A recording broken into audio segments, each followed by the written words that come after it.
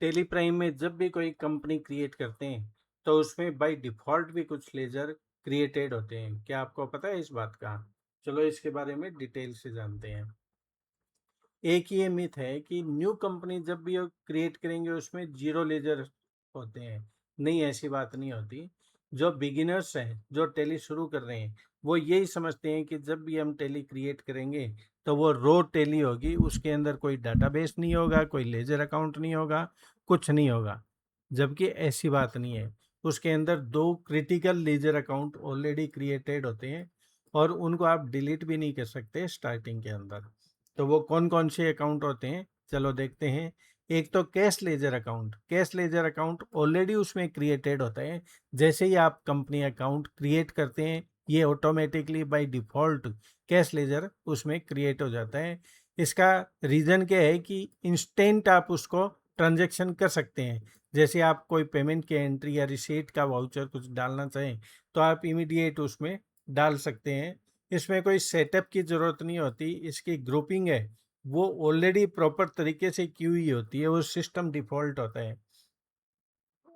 जैसे ही डाउनलोड किया, इमीडिएट आप उसके अंदर एंट्री कर सकते हैं, वाउचर एंट्री पास कर सकते हैं, जैसे पेमेंट की एंट्री, रिसीट की एंट्री। इसके अलावा सेकंड अकाउंट जो क्रिटिकल अकाउंट है, वो क्रिएटेड होता है प्रॉफिट एंड लॉस अकाउंट। जैसे ही आप अकाउंट क्रिएट करते हैं, जैसे ही आप कोई कंपनी क्रिएट करते हैं, उसके अंदर प्रॉफिट एंड लॉस अकाउंट भी क्रिएटेड होता है और इसको आप डिलीट भी नहीं कर सकते।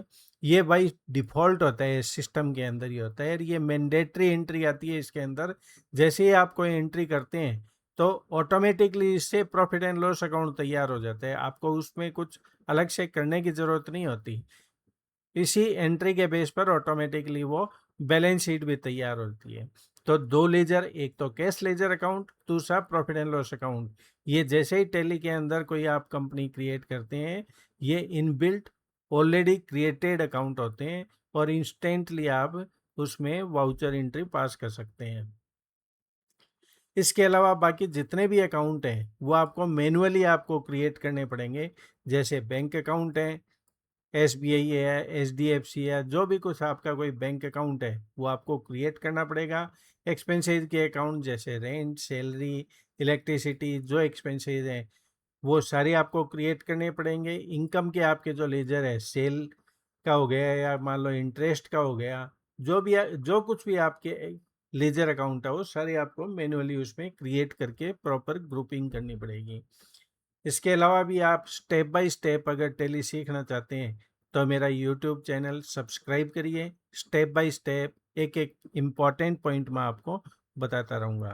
तो thank you very much for watching my channel.